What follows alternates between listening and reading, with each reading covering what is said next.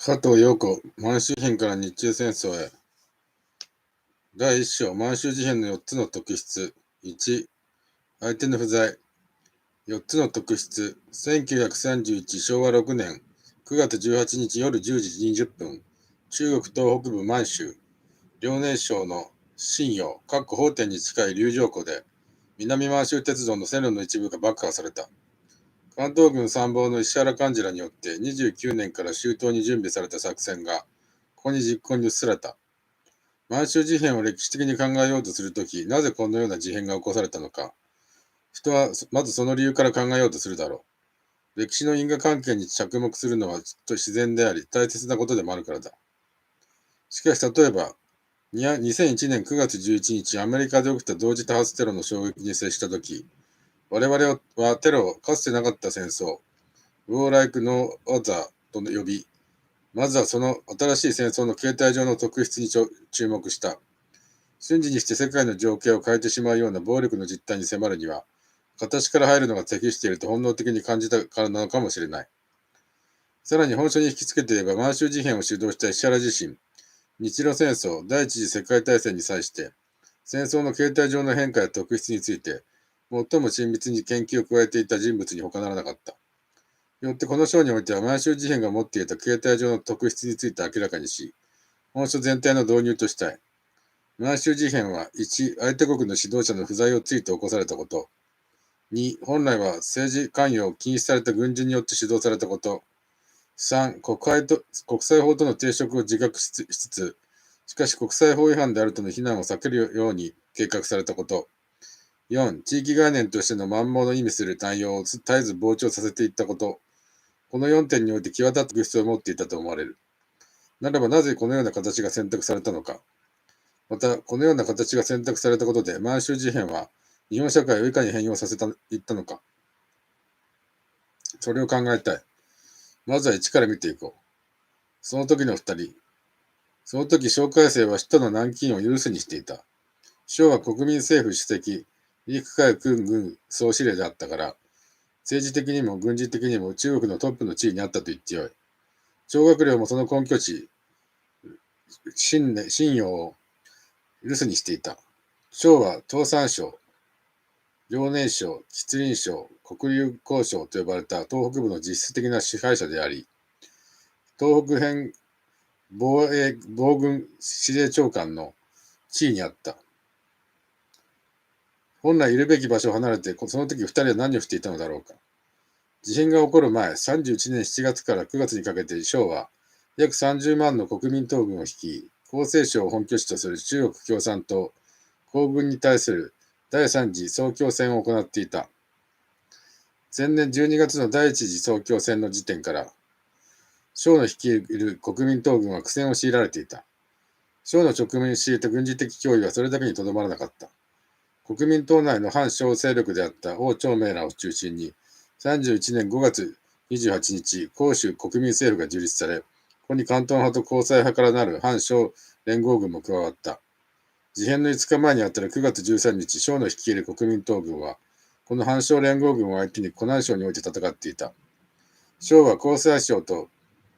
湖南省、2つの場所で異なる相手との内戦を強いられていたのである。内戦への対応に追われていた省は、南京ではなく交際省の首都、南省で事変の第一歩を聞くこととなる。一方の張学良はどうであったのか。事変前の張は、河北の石油三軍が起こした反乱に対応するため、以下の東北変防軍、以下東北軍と略すの精鋭11万5千名を率い、関連すなわち頂上以南の河北にいた。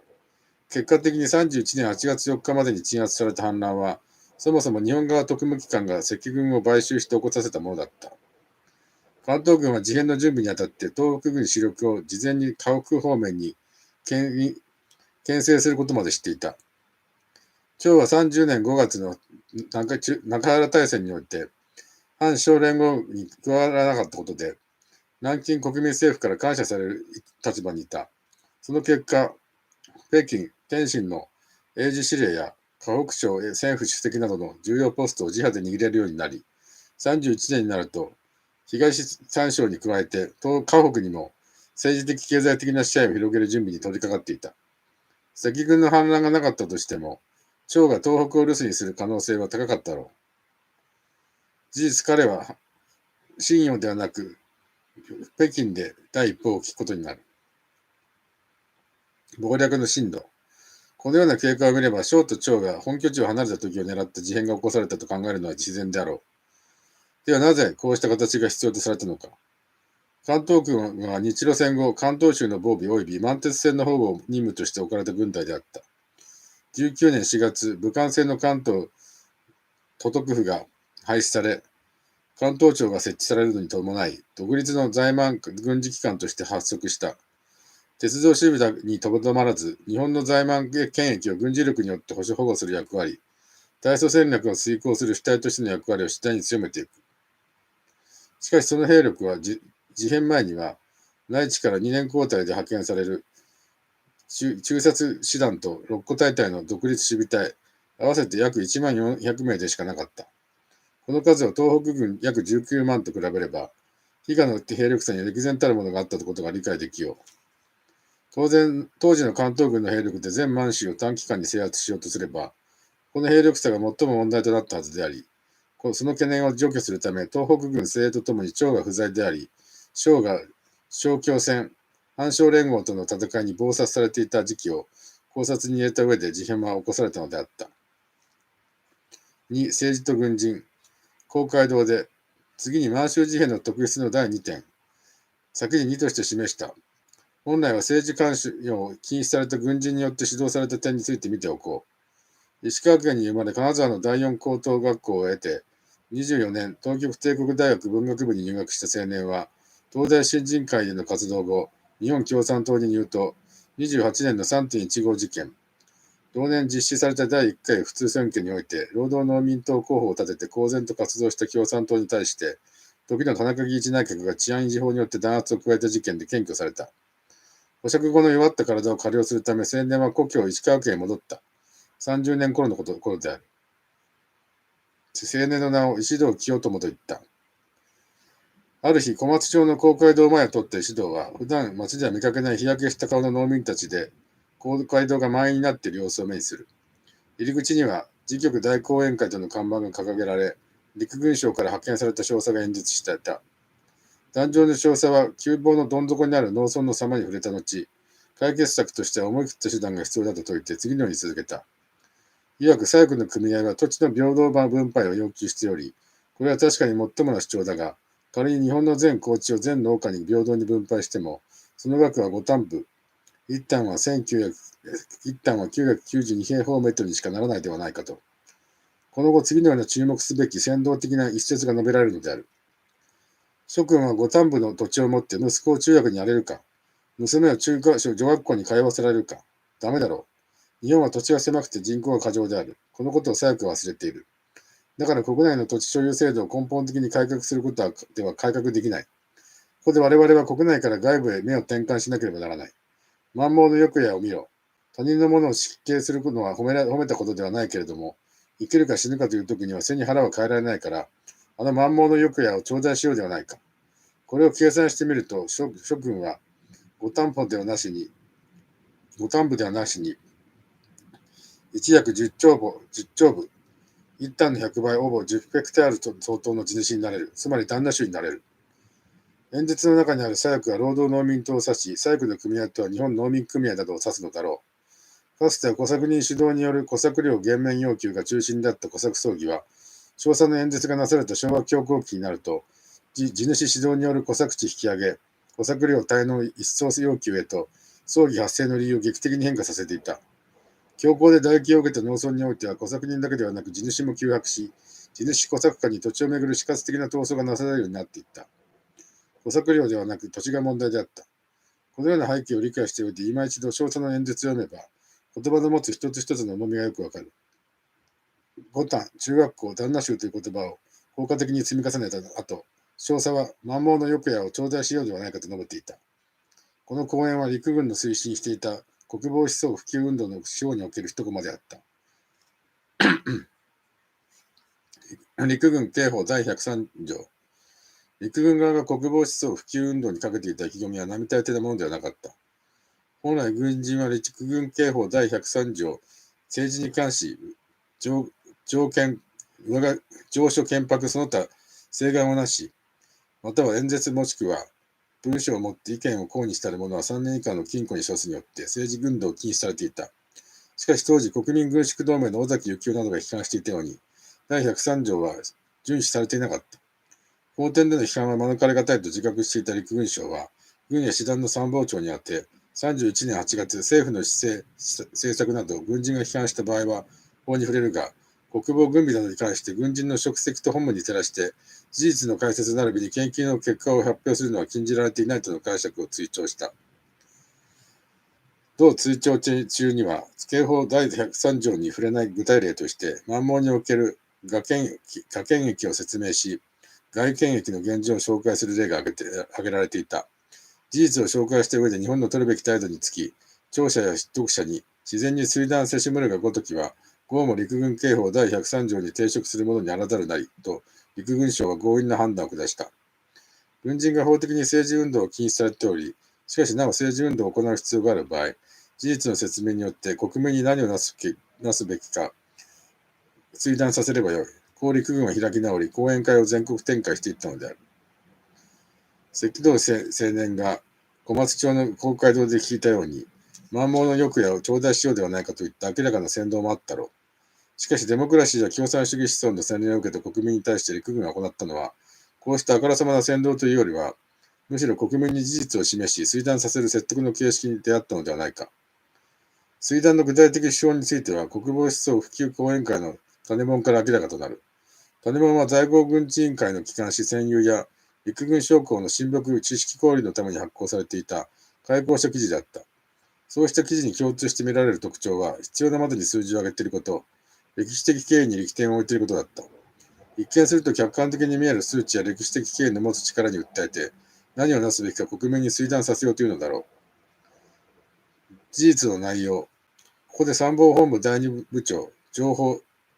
立川義嗣が31年3月3日、在郷軍人会本部評議会において、我が国をめぐる諸国の情勢と題して行った講演の内容を見ておきたい。この講演筆記が後に専有に掲載され、その後の講演活動において有力な種本の一つとなっていったからである。まずソ連の軍備状況の様を詳しく述べていた。煩雑な、簡素な数字が並ぶ。航空兵力は、1927年には97中隊700機なる使用、昨年には203中隊約1700機に増加し、戦争については1927年には戦車隊10部隊であったのを拡張して、戦車連隊3連隊、独立戦車大隊4ないし5、独立戦車中隊着艦といたしまして、現在は約400の戦車を持っております。列挙された数値自体は正確であったろう。だがこの数値は極東ソ連軍の航空機戦車配備数ではなく、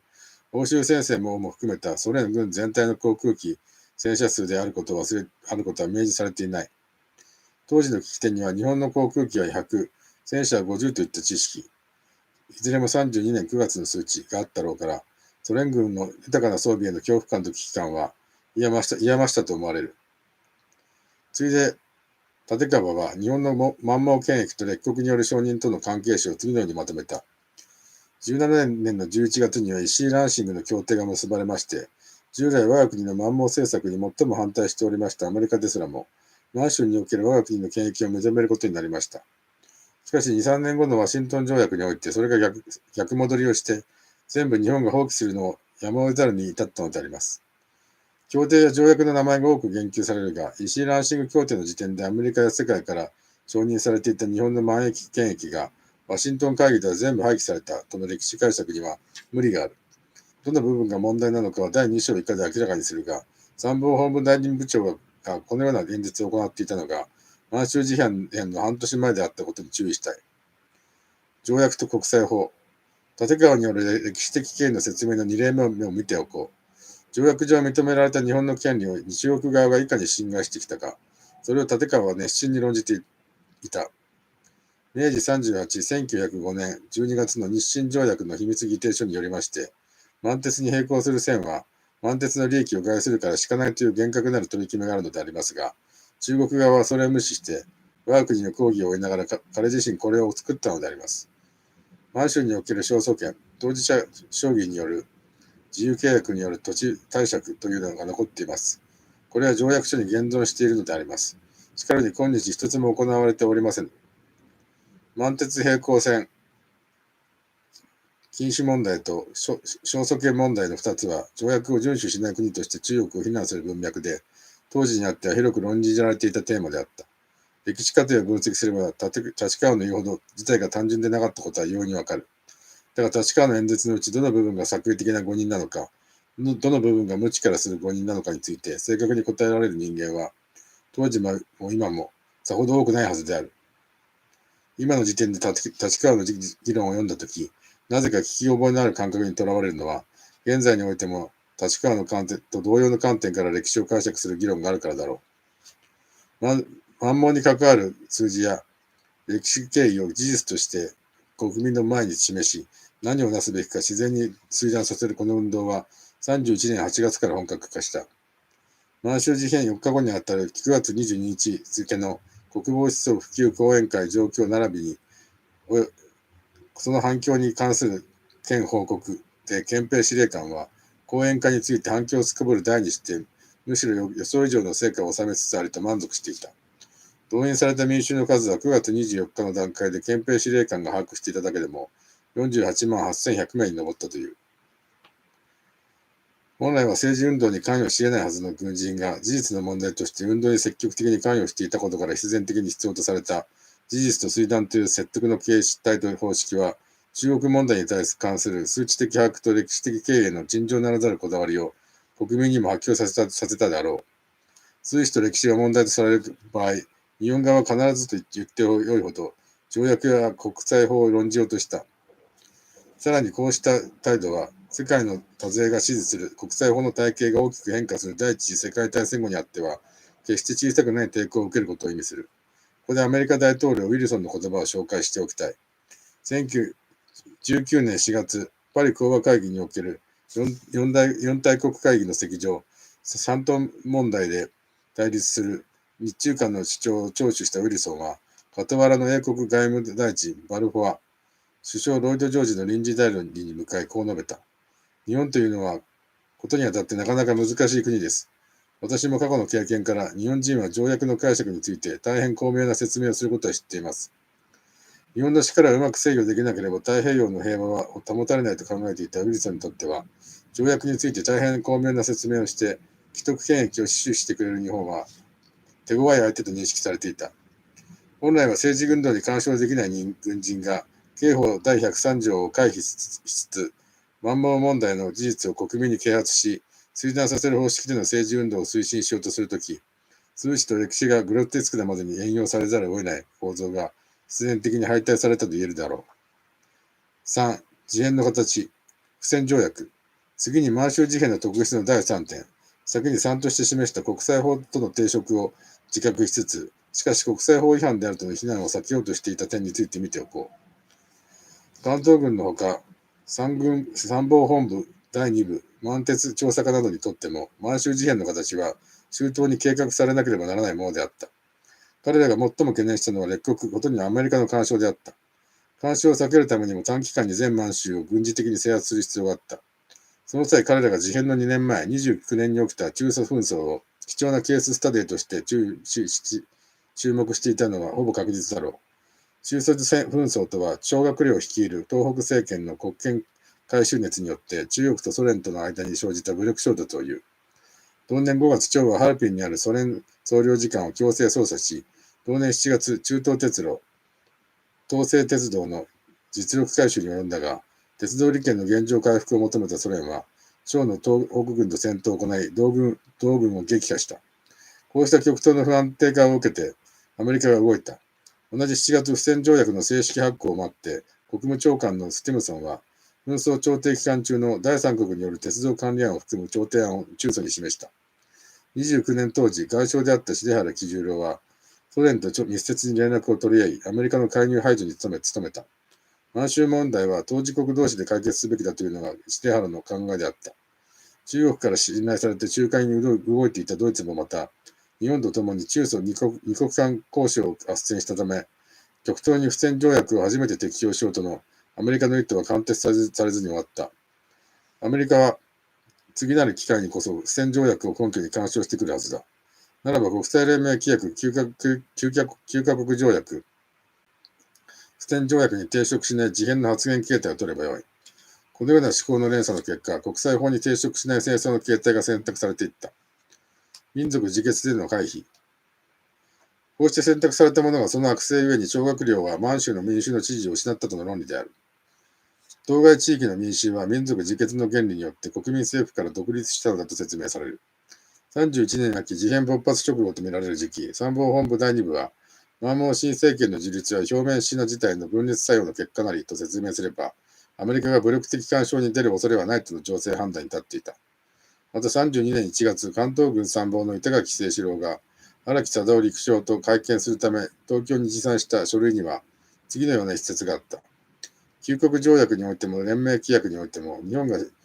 シナ本部と分離せしめんとする直接行為をあえてすることを許さざるも、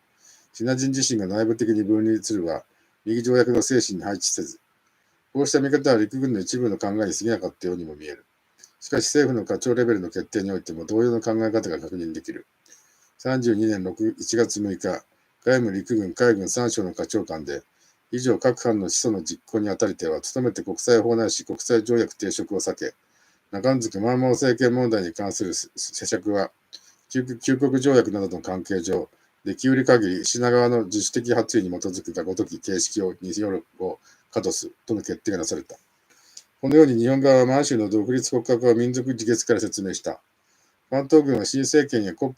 新国家に動員されるべき人物が、張学良の満州帰還を恐れ、新政権や新国会の参加を躊躇する可能性を封ずるため、全満州の軍事的制圧を急いだ。本書の第一節で述べた点と関連づければ、省と長との不在を狙って事変が起こされた背景として、新政権に加わることになっていく中国側、主として中国東北部出身の政客の躊躇を排除し、早期に治安維持会を組織化する必要性もあったと指摘できよう。中国側によって迅速に新政権樹立がなされたとの弁明が可能であれば、民族自決の内実も保障される、こう考えられた。事実32年11月21日、リットン報告書の審議にあたる国際連盟理事会の席上、松岡洋介全権は、日本人が満州国の独立を計画したとのリットン報告書の記述部分に対して、次のような反駁を加えた。法典の地方自治維持会は早くも31年9月26日に独立宣言を発し、続いてハルピンや吉林などでも同様の宣言が続いた。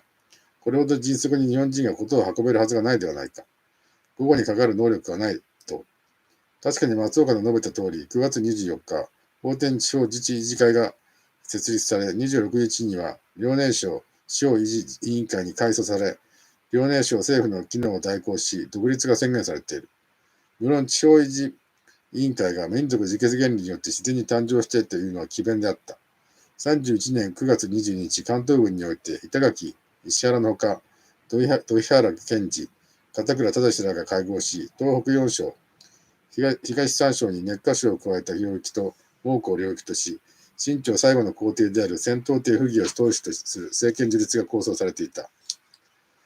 自衛で回避。かつて不戦条約に関してアメリカの国務長官ケロッグが28年6月23日関係各国に送った覚書には、自衛権の悪用について警戒的に述べた次のような一節があった。無法なる者にとりては協定せられたる定義に適合するよう事件を熱査すること、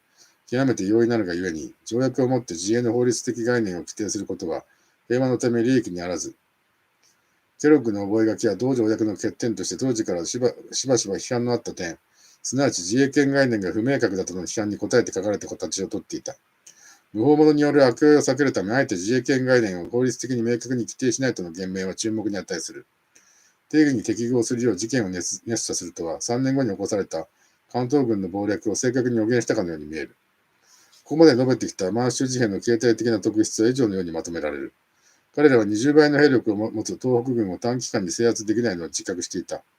彼らは自らの運動が政治関与に他ならないのを知っていた。彼らは満州事変における民族自決と自衛の論理がカモフラージュに過ぎないと分かっていた。表面シナ自体の分裂作用の結果、自主的発意に基づくがごとき形式という言葉からもそれは明白であろう。本来は政治に関与できないはずの軍人は何をなすべきかを国民に追談させるため、数字と歴史を援用して、極東の不全感の不安を煽り、中国の国際不法行為の不当を鳴らした。相手国が条約に違反する行為をなしたのだから、自衛権の定義に適合するような事件をネストするのは、はじめに述べたように、交渉であり、復旧だと考えられていたのである。4. 膨張する満蒙概念。満州と南満州。講演の中で立川は、満州における我国の権益と述べたかと思えば、満蒙における我国の権益とも表現していた。満州と満蒙とはその含意する区域が違っていたのだろうか、同じであったのだろうか。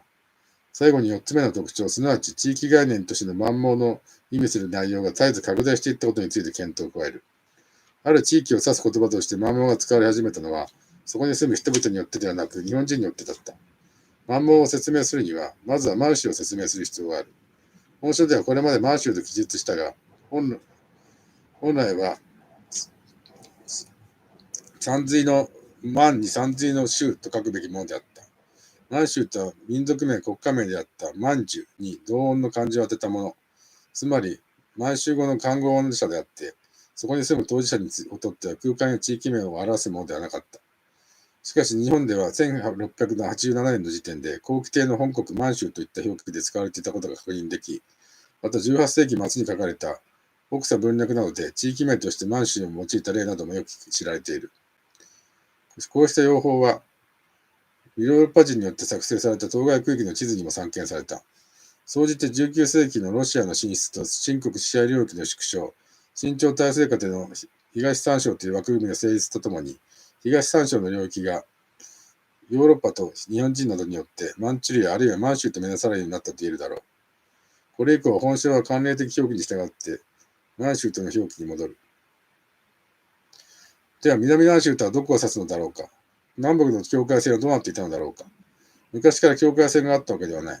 日露戦後、1907、明治40年7月30日、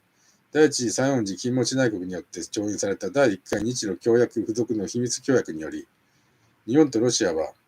鉄道と電信に関し、南満州は日本、北満州はロシアの勢力範囲とすると相互に認め合った。その際、地図上の南北の境界線が定められた。しかし、この時点ではロシアの南下に対する南満鉄権益の予防的措置としての意味が強かった。紙の上の境界線をイメージしてみよう。まず、本州を地図上から探し、その地点から筆を起こし、七輪の北を通り、第二小河口に沿って西に進むように線を引き、外蒙古、外モンゴル、モンゴル人民共和国と内蒙古、内モンゴルとの境界線まで筆を進めると南北の境界線となる。イメージとしては中東鉄路の航行系、ハルピン、ウラジオストックをつなぐ線路を思い描き、その南側に長春とハルピンの中間地点を通るように平行線を引くと、大体この南北の境界線と重なる。満蒙とは、では満蒙の蒙にはいかなる意味が付与されていたのだろうか。10年7月4日、第二次桂太郎内閣は、第2回日露協約付属の秘密協約を調印し、第1回日露協約の密約で定められた鉄道と電信に関する南北区分線を、鉄道と電信以外の全般的な利益範囲まで拡張する合意に達した。その際、外蒙古は当然のごとくロシアの勢力範囲とされた。この後、11年10月の辛亥革命、12年2月の清朝滅亡という新しい事態に対応するため、第二次西園寺内閣は、同年7月8日に第3回日露協約を調印する。付属の秘密協約において、内蒙古部分について、日本とロシアは合意に達し、北京の経度であるグリニッジ統計116度27分より東を日本の、西をロシアの特殊利益地域と決定した。このようにロシアとの秘密協定の積み重ねによって日本側は、南満州と内蒙古については、北京の経度から東側部分を、自らの利益範囲に入れることに成功する。無論こうした合意は中国側の了解を取ってなされたわけではなかった。第3回日露協約の裏では、英米独立の4カ国銀行団による4国借款団によって、清朝東海、新政府承認と絡み、日露を同借款団に組み入れることで、日露を牽制しようとする動きが進んでいた。これは六国借款団として12月6日、12年6月成立する。日露は借款団に加入する際のお互いの除外範囲を決定するためにも、双方の特殊利益地域を確定する必要があった。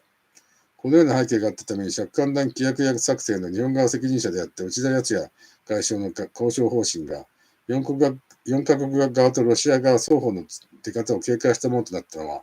当然の成り行きであった。ロシアが広大な地域の除外を指定し、それが各国から承認されてしまった場合、取り返しのつかないことになる。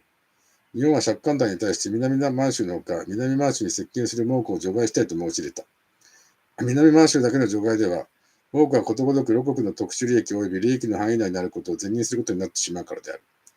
米独はこうした日露からの除外要求に反対し、結局日本銀行団は、本借款が豪も南満州及び南満州に隣接する内蒙古の東部地方における日本の特殊なる権利及び利益を毀損するがごとき、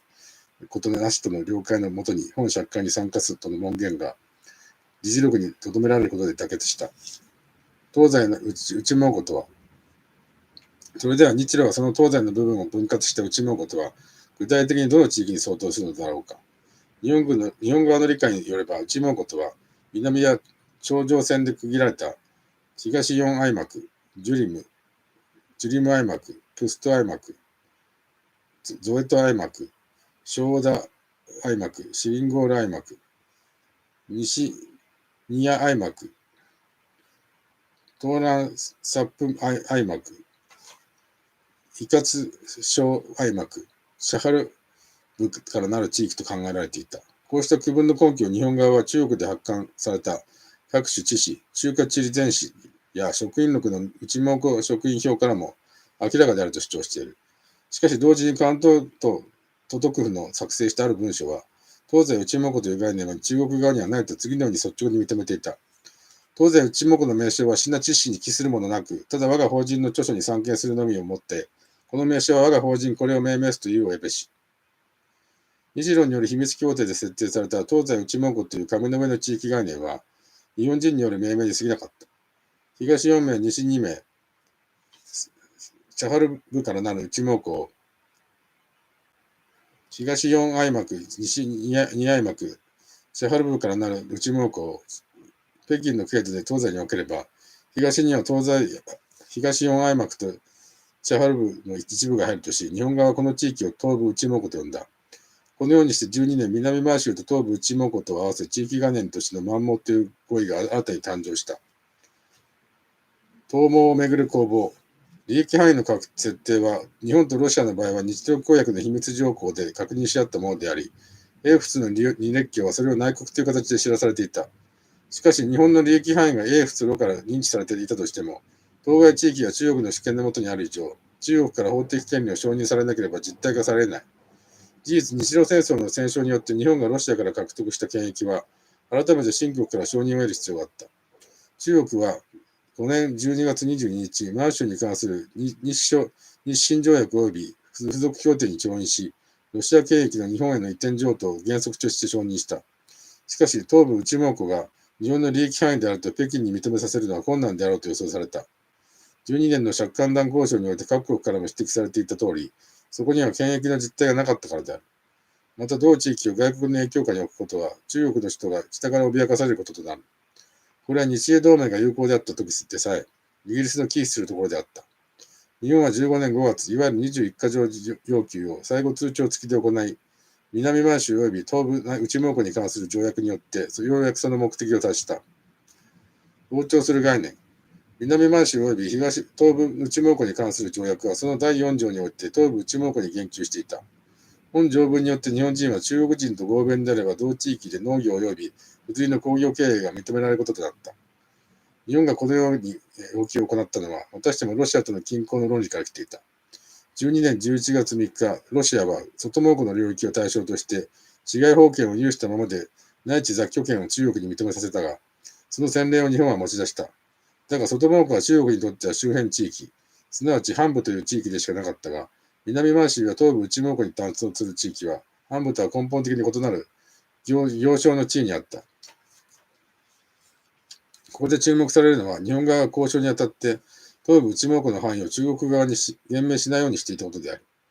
日置駅中華公使に対する加藤孝明外相の訓令には、この際、我が方より進んで品川に言明する必要もなく、また右の範囲は漠然といたしおく方しかるべしとの一節が見える。東部内蒙古の範囲を言明しない方が有利であるとの認識があった。先に見たように日本側は当初東部内蒙古を東4愛幕と、東4愛幕とチャハルブからなるチャハルブの一部と考えていたが、その際、当該地域や中国側の制度改正により、28民国17年、熱波症と解消され、32年の時点では、22県を包含する地域となった。それに伴い、東4愛幕とチャハルの一部をその実質的な内容としていた東部内蒙古は、32年時点では、熱波省とチャハル省すべてを合した領域として日本側に認識されるようになっていたことが関東庁作成の地図からわかる。このように中国側が地方行政制度を整備する機会を捉えて日本側は、自らが東部内蒙古と呼称する領域を拡大解釈していった。当初は南満州と東部内蒙古を指す概念が、東三省に熱波省、チャハル省の2省を加えた地域概念に変貌した。さらに32年の満州国の樹立以前は、頂上線の北側に置かれた熱波省と河北省の省境を、日本は満州国総計の過程で頂上線の南側に置く解釈を取り、満州国内に編入する考えを示していた。これは33年の炭空停戦協定とそれに続く交渉で追認される。以上、このように日本の取った方法は、まず言葉を地域に与え、ついでその言葉に包含される実態を時間とともに膨張させるやり方であった。